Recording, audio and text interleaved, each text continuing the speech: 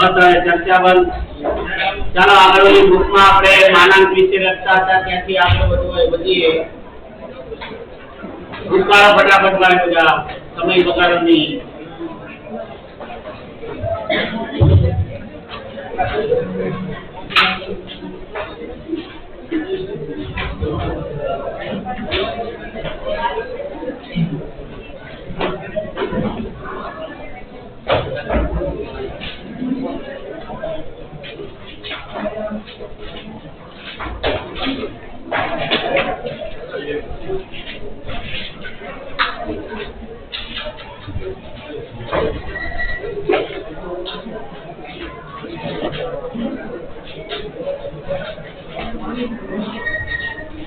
ઉકાળભાઈ ધાર્મિક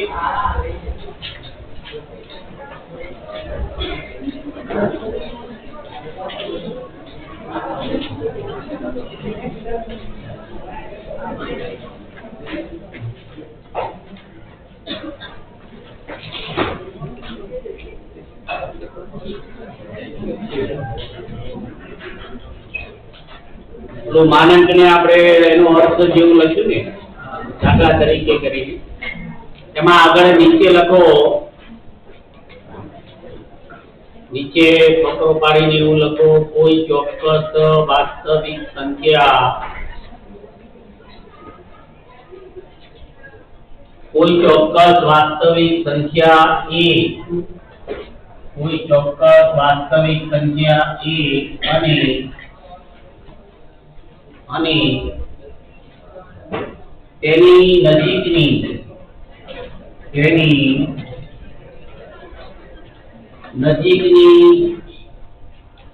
કોઈ ચોક્કસ સંખ્યા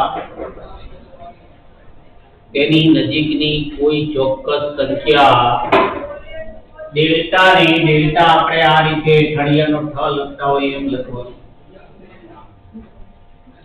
ડેલ્ટા ને તેની નજીકની કોઈ ચોક્કસ સંખ્યા તેની નજીકની એટલે કે એનું સામીપ્ય કહેવાય. તેની નજીકની કોઈ ચોક્કસ સંખ્યા ડેલ્ટા ને માનાંક સ્વરૂપમાં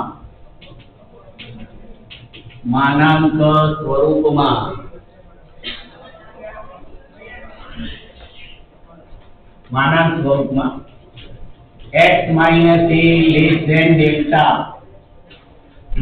માનાંક સ્વરૂપમાં x minus a એ માનાંકમાં લખવાનું. માનાંક x minus a less than delta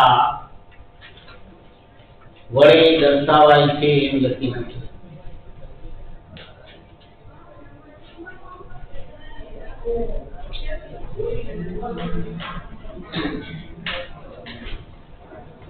એટલે એવો માનાંક શબ્દ વિશે આપણે લખ્યું. એના પછી શબ્દ છે લગભગ સામીપ્ય શબ્દ છે રૂપરેખામાં. સામીપ્ય એટલે આગળ લખો સામીપ્ય શબ્દ જે છે એનો અર્થ આપણે લખીએ સામીપ્ય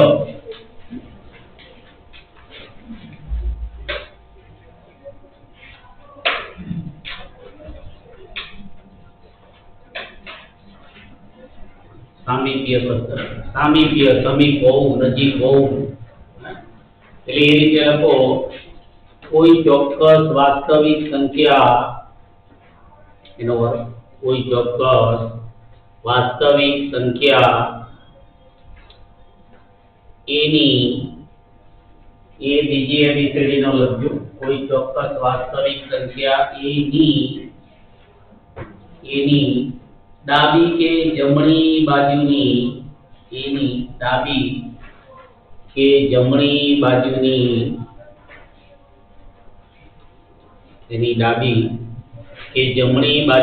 નજીકની કિંમતોના ગણની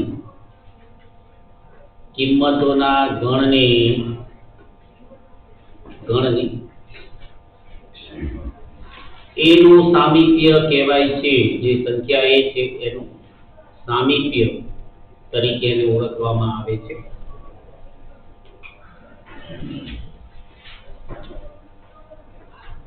એને એનું સામીપ્ય કહેવાય છે.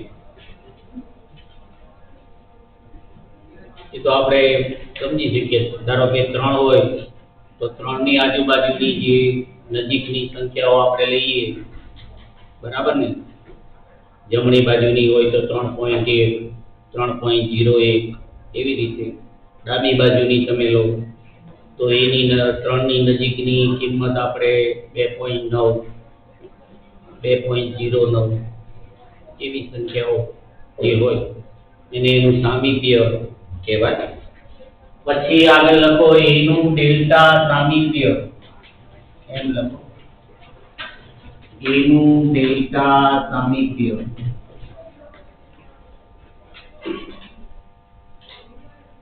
એવો શબ્દ લખો, એનું ડેલ્ટા સામીપ્ય.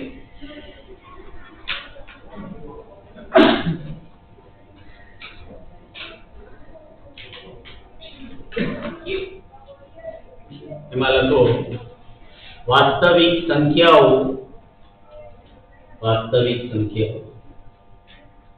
એ અને ડેલ્ટા, વાસ્તવિક સંખ્યાઓ એ અને ડેલ્ટા હોય તો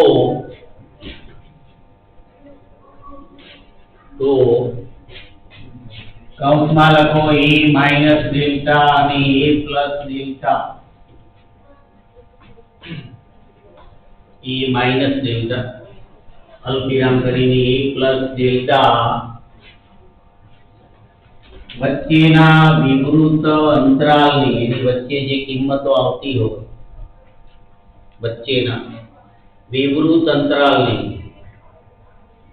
વચ્ચેના વિવૃત અંતરાલની એનું ડેલ્ટા સામીપ્ય કહેવાય છે.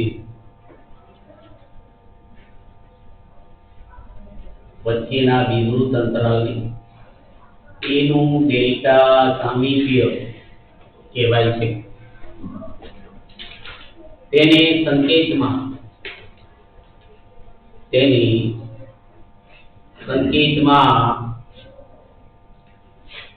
a ડેલ્ટા આ રીતે n a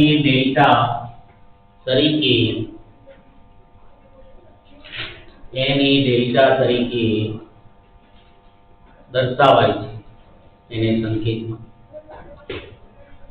એટલે આને a નું ડેલ્ટા સામીપ્ય એમ કહેવાય છે. એને સંકેતમાં આ રીતે દર્શાવાય છે. પછી એમ ફકરો પાડીને લખો આમ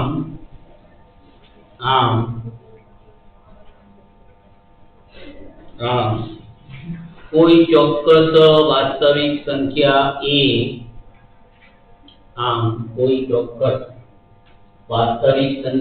a અને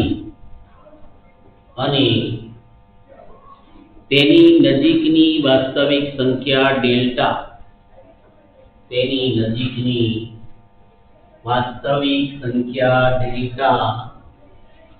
ને ડેલ્ટાની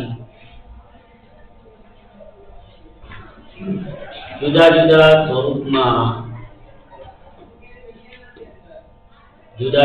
સ્વરૂપમાં નીચે મુજબ દર્શાવી શકાય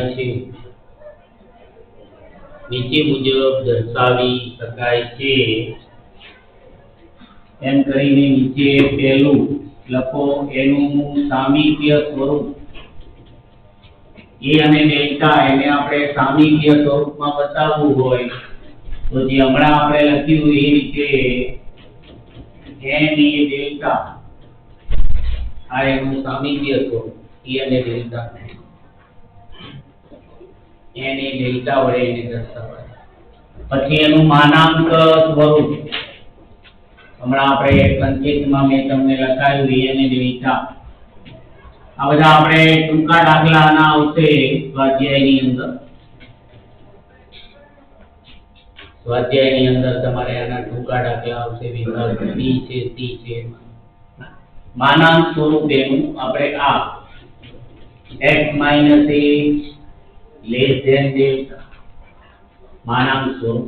E અને ડેલ્ટા છે. પછી એનું અંતરાલ સ્વરૂપ જે આપણે અંતરાલ શબ્દ લખ્યો હતો આગળ, એટલે જો A અને ડેલ્ટા ને આપણે અંતરાલ સ્વરૂપમાં રજૂ કરવાનું આપણને કીધું હોય તો એનું અંતરાલ સ્વરૂપ આપણે આ A minus delta A plus delta એનું અંતરાલ સ્વરૂપ કહેવાય. એની નજીકની કોઈ પણ આપણે વાસ્તવિક સંખ્યા ડેલ્ટા લઈએ તો આ જુદા જુદા એના સ્વરૂપો છે. ટૂંકા દાખલા માટે આ બધું આપણને ઉપયોગી થશે. સામાન્ય સ્વરૂપમાં આ રીતે બતાવાય, માનાંક સ્વરૂપમાં આ રીતે બતાવાય, અંતરાલ સ્વરૂપમાં આપણે એને A minus delta A plus delta ના સ્વરૂપમાં બતાવી શકીએ. બરાબર? એટલે માનાંક જે શબ્દો છે આપણે અંતરાલ, પછી માનાંક, પછી સામીપ્ય જે શબ્દ છે એ બધા શબ્દો આપણે જોયા. હવે આપણે આગળ આવશે એનો વિધેયનું લક્ષ. એનો અર્થ પહેલા આપણે લખીએ વિધેયનું લક્ષ. એનો અર્થ લખો પહેલા, જે આપણું ટાઇટલ છે.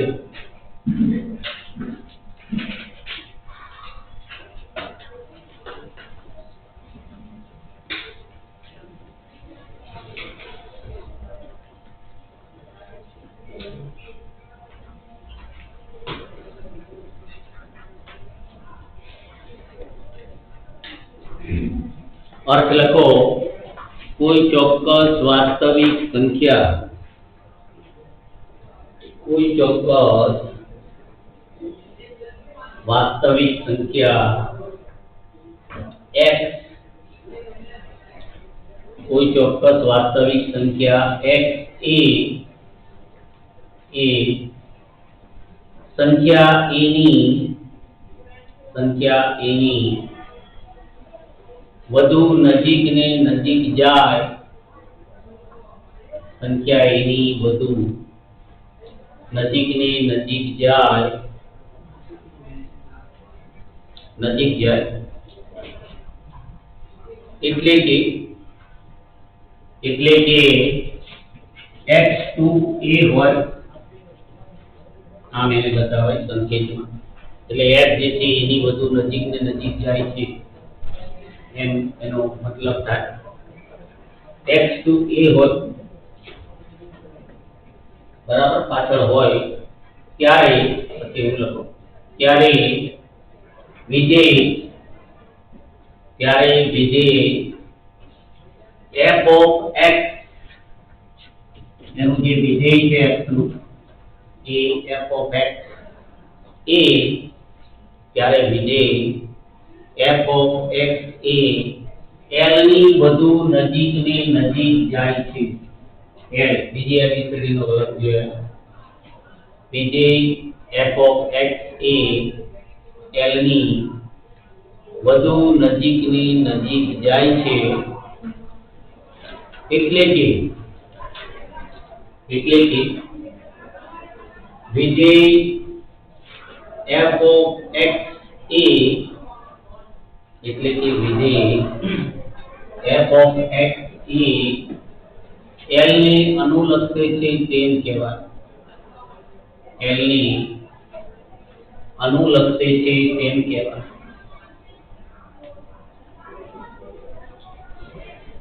કહેવાય. એટલે એ લક્ષણી પરિભાષા થઈ ગઈ. બરાબર? કે ભાઈ વિધેયની જે લક્ષિત કિંમત છે એ શું છે? એટલે વિધેયમાં જે ચલ છે એ જ્યારે એની વધુ નજીક ને નજીક જાય એટલે કે એની કોઈ બરાબર x ની કોઈ નજીકની કિંમત આપણે લઈએ ત્યારે આપણને વિધેયનું લક્ષ જે છે એ l ના સ્વરૂપમાં મળે છે. એટલે કે વિધેય જે છે એની લક્ષિત કિંમત મળે છે. એટલે તમે છેલ્લે લખ્યું એમાં આગળ એવું લખો તેની સંકેતમાં લખો લિમિટ x to a. આ આપણો લક્ષ જે શબ્દ છે એનું ટૂંકું રૂપ છે લિમિટ x to a એટલે કે x નું લક્ષ જ્યારે a હોય એટલે કે x જ્યારે a ની નજીક જતો હોય ત્યારે f of x બરાબર l થાય છે બરાબર એટલે એનું જે x નું આ જે વિધેય છે f of x A l ને અનુલક્ષે છે એટલે કે l કિંમત ધારણ કરે છે એની લક્ષિત કિંમત એટલે જે લક્ષની આખી ક્રિયા છે એને સંકેતમાં આ રીતે બતાવે છે કે લિમિટ આને x to a એમ વંચાય છે બરાબર એટલે x એ a ની નજીક જાય છે પણ એમાં x બરાબર a થતું નથી એટલે કે x જે છે એ પોતે એ કિંમત ધારણ કરતો નથી જે ઓલો અંતરાલમાં આપણે જોયું બરાબર એવી રીતે બરાબર કે જેનો અંતરાલ હોય એની આજુબાજુની કિંમતો જેમાં આવે એ પોતે એમાં ન આવે જે વિવૃત અંતરાલ આપણે કે જે વિવૃત અંતરાલ છે એને એનું સામીપ્ય કહેવાય એનું સામીપ્ય એટલે એને ન સમાવતો વિવૃત અંતરાલ બરાબર આપણે 3 હોય તો 3 નું સામીપ્ય આ 3 છે તો 3 બરાબર આપણે એ લઈએ કે ભાઈ a બરાબર 3 છે તો 3 ની નજીકની જે કઈ કિંમતો છે આ બાજુ જમણી બાજુ 3.1 3.01 3.001 જમણી બાજુની એની સાવ નજીકની કિંમત અને ડાબી બાજુની એની સાવ નજીકની કિંમતો આપણે 2.9 2.99 જેમ જેમ તમે 3 ની નજીક જાઓ એમ આ કિંમત મોટી થશે બરાબર આ કિંમત નાની થશે ડાબી જમણી બાજુની કિંમતો એટલે આ એનું સામીપ્ય છે 3 નું સામીપ્ય આ બંને બાજુની જે કિંમતો છે એ 3 નું સામીપ્ય છે બરાબર અને એનો વિવૃત અંતરાલ છે એટલે એમાં 3 નો સમાવેશ નથી થતો કોઈ વિધેય છે એની આપણે લક્ષિત કિંમત જ્યારે મેળવવી હોય તો આપણે એ વિધેયમાં 3 બરાબર જો a બરાબર તમે 3 મૂકો x બરાબર 3 મૂકો તો આ બંનેની કિંમત અનિયત મળે છે પણ જો આપણે આ કિંમતો મૂકીએ તો વિધેયની કોઈ ચોક્કસ લક્ષિત કિંમત આપણને મળે છે એટલે એ રીતે અહીંયા છે કે x એને અનુલક્ષે છે પણ x એ કિંમત ધારણ કરતો નથી આનો અર્થઘટન એમ થાય કે x જે છે એ વધુ ને વધુ એની નજીક જાય છે પણ x બરાબર એ થતું નથી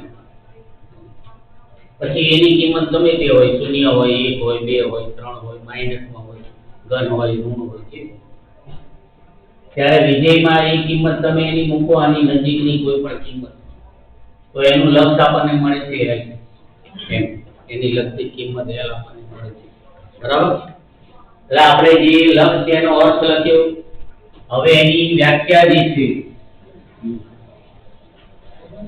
એક વ્યાખ્યાના સ્વરૂપમાં લક્ષ જે છે એની વ્યાખ્યા એટલે એ જુઓ તમારે પેજ નંબર તમારી ચોપડીમાં છે એમાં અમુક સંખ્યા એવી છે પૂર્વ નિર્ધારિત સંખ્યા e પેજ નંબર 146 ઉપર છે એની વ્યાખ્યા તમને વચ્ચે આપી છે જુઓ ગમે એટલી નાની આપેલી પૂર્વ નિર્ધારિત સંખ્યા એને e તરીકે બતાવી e છે 0 કરતા મોટી હોય એટલે કે ઘન હોય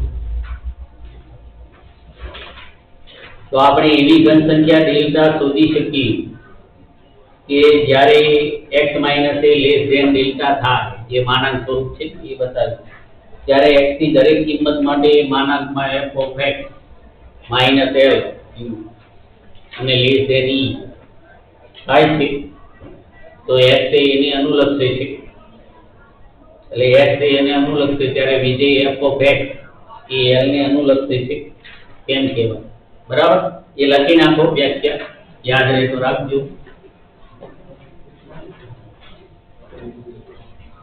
જે વ્યાખ્યા આપી છે એ લખી નાખો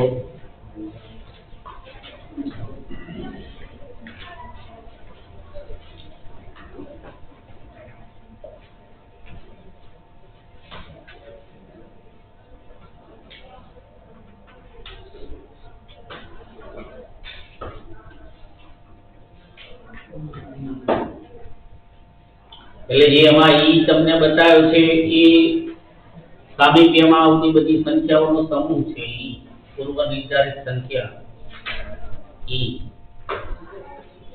અંગ્રેજીમાં એને ઇપ્સિલોન કહેવાય. અંદર આપેલું છે જો ઇપ્સિલોન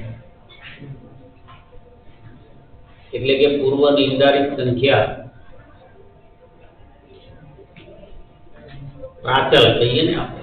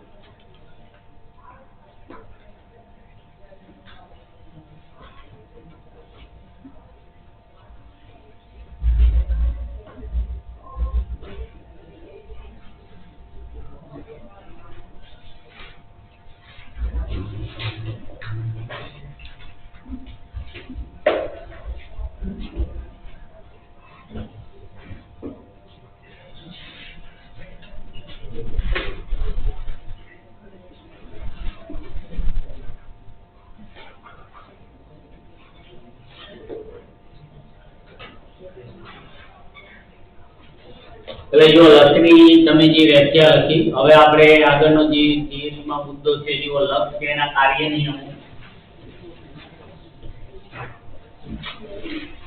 આગળ એ રીતે ટાઇટલ લખો લક્ષ જે છે ખ્યાલ, લક્ષનો એના કાર્ય નિયમો. એમાં પહેલું નિયમ પહેલા આપણે ટાઇટલ લખીએ અને એમ લખો ધારો કે વાસ્તવિક સંખ્યા આ રીતે પેલા ધારણા આપણે કરીશું કે ધારો કે વાસ્તવિક સંખ્યા ચલ x માટે જુઓ વાસ્તવિક વિધેય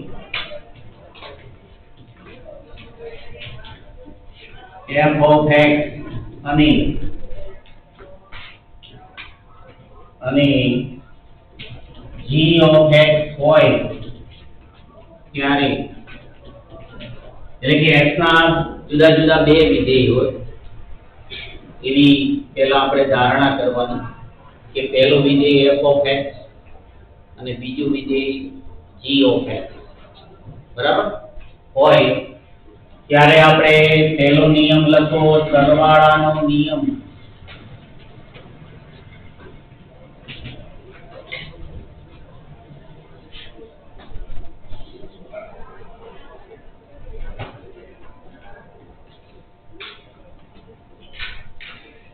સરવાળાનો નિયમ એમાં લખો જુદા જુદા બે વિધેયના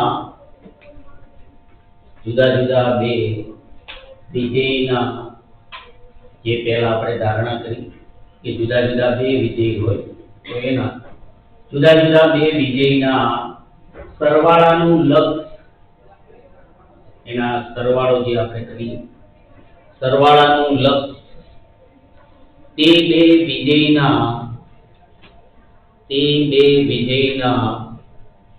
લક્ષના સરવાળા બરાબર થાય છે.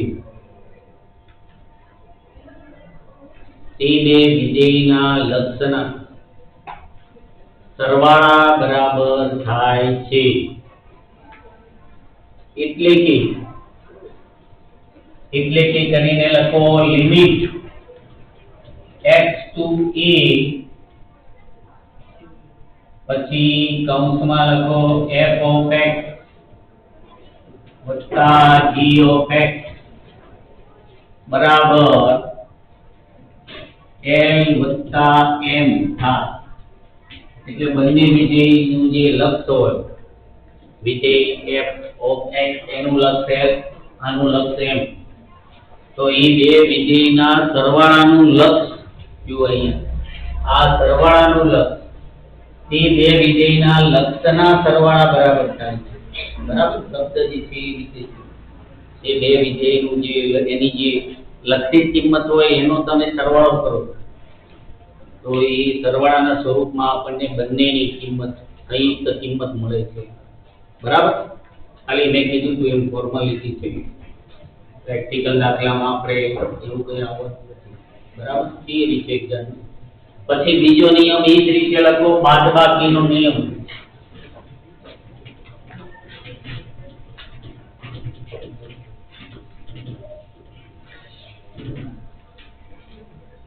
બાદબાકીનો નિયમ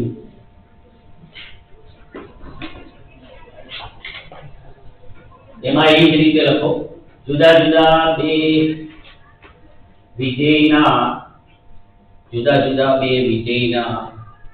બાદબાકીનું લક્ષ, જુદા જુદા બે વિધેયના બાદબાકીનું લક્ષ તે બે વિધેયના લક્ષની બાદબાકી બરાબર થાય છે.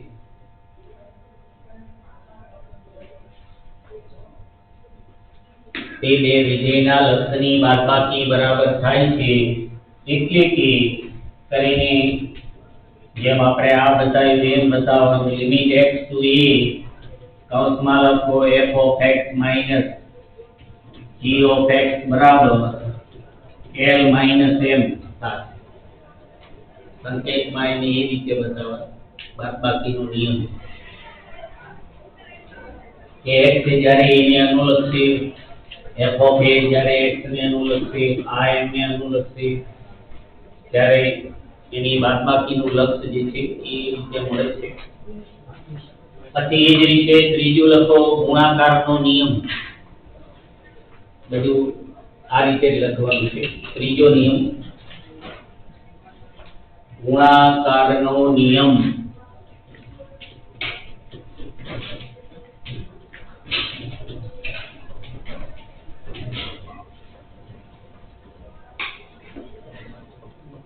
એમાં એ રીતે લખો, જેમ લખો છો એમ જુદા જુદા બે વિધેયના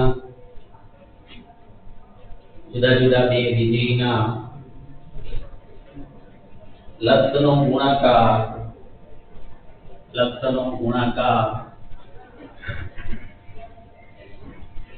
તે બે વિધેયના લક્ષના ગુણાકાર બરાબર થાય છે. એટલે કે એના ગુણાકારનું જે લક્ષ છે એ તે બે વિધેયનું જે લક્ષ હોય એના ગુણાકાર બરાબર થાય છે. એટલે એને આ જ રીતે આપણે ખાલી ગુણાકારમાં લખવાનું, અહીંયા ગુણ્યા કરી દો. બરાબર, આમ, અને અહીંયા કરીને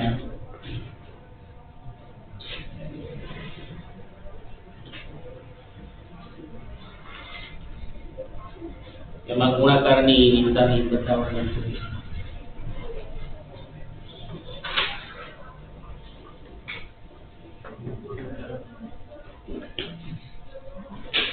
પછી ભાગાકારનો એ રીતે લખી નાખો. ચોથો લખો ભાગાકારનો નિયમ. એ તું બબડ્યા વગર લખતો, ભૂલ અલગ પાછળ છેલ્લે મોકલી દઈશ તને. હા, ચૂપ રહીને રહી નથી શકતો.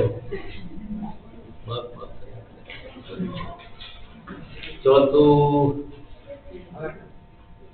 ભાગાકારમાં આપણે મૌન રહીએ ને તો આપણે આંતરિક શક્તિઓનો બહુ વિકાસ. આ બધા સાધુ મહાત્માઓ બધી આંતરિક શક્તિઓ મેળવવા માટે એવી એકાંત જગ્યાઓમાં હિમાલયમાં જતા રહે.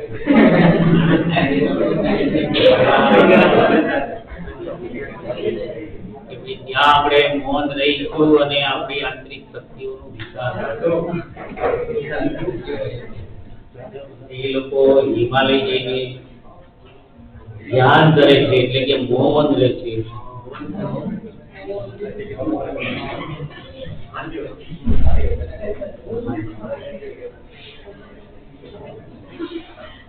આમ વગર બોલવાનું એ હમણાં તમને થોડી તમારી ઉંમર એવી છે એટલે તમે બગ બગ બગ.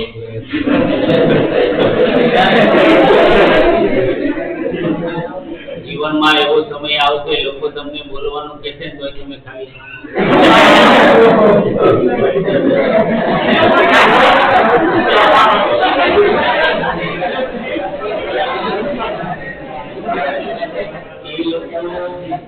એ લોકો તમને સામેથી કહેશે કાંઈ બોલતા નથી તમે.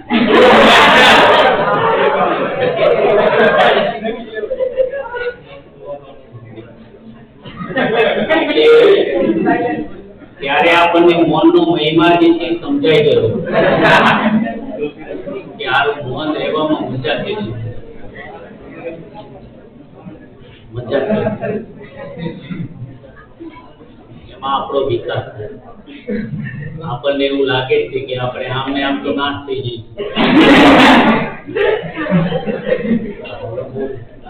બોલ બોલ કરીશું તો નાશ થઈ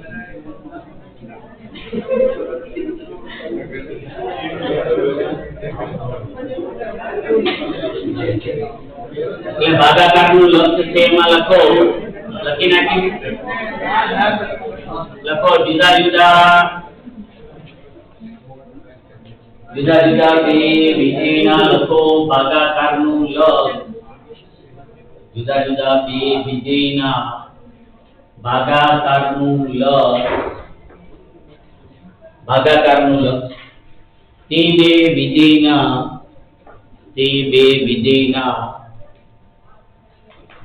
લક્ષના ભાગાકાર બરાબર થાય છે. તે બે વિધેયના લક્ષના ભાગાકાર બરાબર થાય છે. એટલે એમાં આપણે આ રીતે જુઓ લિમિટ x ટુ a અને બંને વિધેયની ભાગાકારની ક્રિયા બતાવવાની f of x ભાગ્યા g of x બરાબર એ રીતે આપણે ભાગાકાર જે છે એની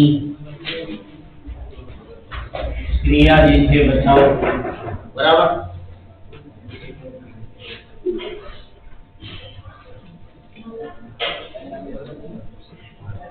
એટલે એવો ચોથો નિયમ જે છે એ આપણે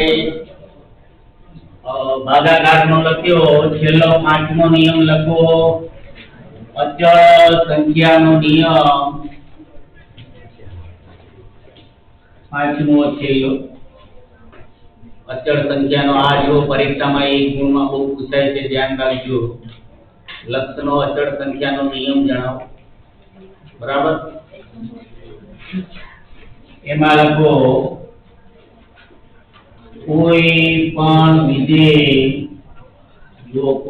વિધેય f of x નું f of x જે છે કોઈ પણ વિધેય હોય f of x એનું અચળ સંખ્યા k, અચળ સંખ્યાને k વડે દર્શાવો.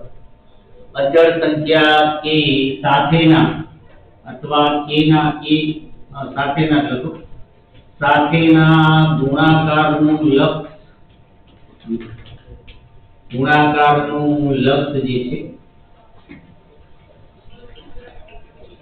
ગુણાકારનું લક્ષ તે વિધેયના લખો તે વિધેયના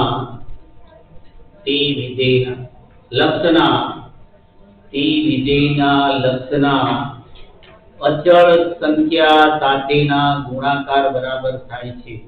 તે વિધેયનું જે લક્ષ હોય l કે જે હોય બરાબર ને, તો તે વિધેયના લક્ષના અચળ સંખ્યા સાથેના ગુણાકાર બરાબર થાય છે.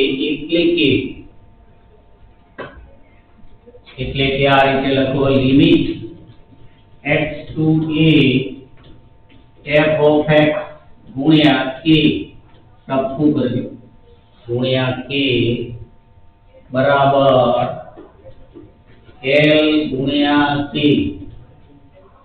એટલે f of x નું જે લક્ષ છે l અને એના ગુણ્યા k કોઈ અચળ સંખ્યા સાથે તમે એને ગુણો એ રીતે આપણે k થાય બરાબર. પછી જો તમારે બુકમાં લક્ષ જે છે એના પ્રામાણિક રૂપો અમુક આપેલા છે, બે રૂપ છે, એક બહુપદીનું રૂપ છે અને બીજું કોઈ ઘાત જે છે એ બહુ મોટી ઘાત હોય કે કોઈ અપૂર્ણાંક ઘાત હોય, એનું કોઈ વિધેય એવું હોય એમાં અપૂર્ણાંક ઘાત હોય બરાબર, એનું લક્ષ કેવી રીતે મળે એનો નિયમ છે. બીજો નિયમ ઘાતનો નિયમ, એટલે બે નિયમ છે એમાં પ્રમાણિત રૂપોમાં, પણ એ આપણે કેન્સલ થઈ ગયું છે. પછી હમણાં મેં તમને વિધેય મેળવવા માટે જે કીધું કે એમાં કોષ્ટકની રીત હોય છે, તો એની એ રીતના જે દાખલા છે કે કોઈ ચોક્કસ વાસ્તવિક સંખ્યા એ હોય એની આજુબાજુની કિંમતો લઈ જુદી જુદી અને આપણે એને કોષ્ટકના સ્વરૂપમાં એની કિંમતો મેળવી અને એ રીતે વિધેયનું લક્ષ આપણે મેળવી, એટલે કોષ્ટકની રીત પણ અહીંયા આપણે નીકળી ગઈ છે બરાબર. એટલે એ રીતે આપણે એના જે બંને આ જે લક્ષના પ્રામાણિક રૂપો છે એની સાથે સંકળાયેલા દાખલા અને કોષ્ટકની રીત જેમાં આવતી હોય એવા દાખલા છે. પછી બીજા પણ અમુક એવું બરાબર જે વિધેય હોય એમાં આપણે x ની કિંમત જે છે એની આપણે કરણી કરવી પડે, એટલે એને આપણે ફેરવવું પડે બરાબર. ધારો કે આપણે f of x બરાબર એનો વર્ગ આપેલો હોય, x નો વર્ગ હોય તો x ની કિંમતનો આપણે વર્ગ થાય, એટલે એ રીતે એની કિંમત આપણે ફેરવવી પડે, એવા અમુક દાખલા છે. તો એ રીતના અમુક દાખલા આપણે રદ થશે જે સ્વાધ્યાયમાંથી આપણે દાખલા ગણીએ એમાં બરાબર. એટલે જો હવે તમારું જે સ્વાધ્યાય તમને આપેલું છે જે થિયરી આપણે લખી છે લક્ષના નિયમોની ચોપડીમાં, ચાલો ધ્યાન રાખો. જો એમાં સ્વાધ્યાય 4 તમે જુઓ પેજ નંબર 162 ઉપર, આ ધ્યાન રાખજો. પહેલા જુઓ વૈકલ્પિક પ્રશ્નો છે.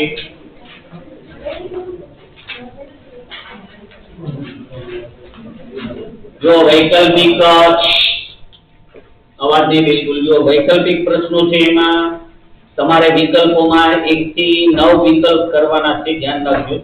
10, 11, 12 એ ઓલા બધા વિકલ્પો છે લક્ષનું પ્રામાણિક રૂપ ઉપર આધારિત, જે હમણાં તમને મેં ઘાતની વાત કરી બરાબર. જેમ તમને x ની 4 ઘાત આપી છે એમ 81 જે છે એ બરાબર 3 ની 4 ઘાત થાય, તો એ ઘાતના નિયમથી એનું લક્ષ મેળવવું પડે. એટલે એ ખાસ તમે ઠીક મારી લીધું. 1 થી 8 વિકલ્પ તમારા અભ્યાસક્રમમાં છે. પછી જો વિભાગ બી જે છે એમાં જે કંઈ આપણે એક ગુણના તમને ટૂંકા પ્રશ્નો દેખાય છે એમાં અમુક પાછળના જે પ્રશ્નો છે 11 અને 12 જે બે પ્રશ્નો છે, પાછળ 13, 14 જે આપણે અચળ સંખ્યા માટે આવશે હમણાં નિયમ લખ્યો, એટલે વચ્ચેના બે પ્રશ્નો એમાંથી કેન્સલ થશે 11, 12 બરાબર વિભાગ બી માં. પછી આગળના વિભાગોમાં જે આપણે બરાબર રદ થતું હશે હું તમને જણાવતો રહીશ, પણ હવે આપણે વિભાગ બી છે એનું આપણે જે ટૂંકા પ્રશ્નો છે ત્યાંથી આપણે સમજીએ આગળ. હવે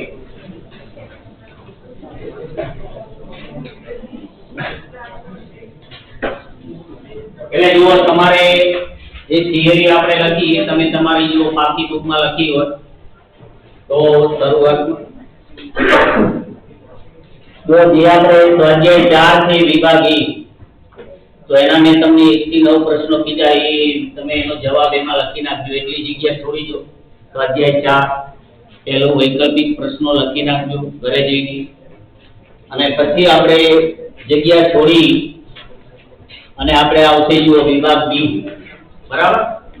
તો એ રીતે આપણે જગ્યા છોડીને લખો વિભાગ બી.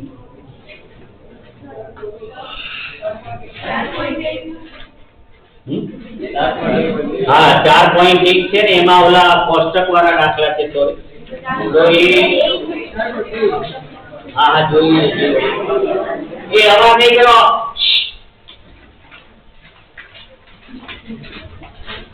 હા બરાબર 4.1 જે છે મને એમ કે બીજું સ્વાધ્યાય 4 જ છે કાંઈ વાંધો નહીં ભલે આપણે એ વાત કરી હવે 4.1 જે છે જુઓ એમાં માનાંક અને અંતરાલના ને એનું જે હમણાં મેં તમને બધા સ્વરૂપો બતાવ્યા અલગ અલગ એ છે તો આપણે સ્વાધ્યાય 4.1 થી પછી શરૂ કરીશું બરાબર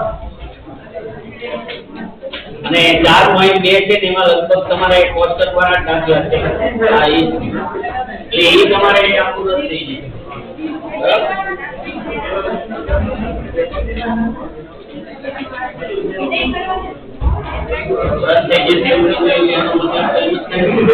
અને આ લીંકમાં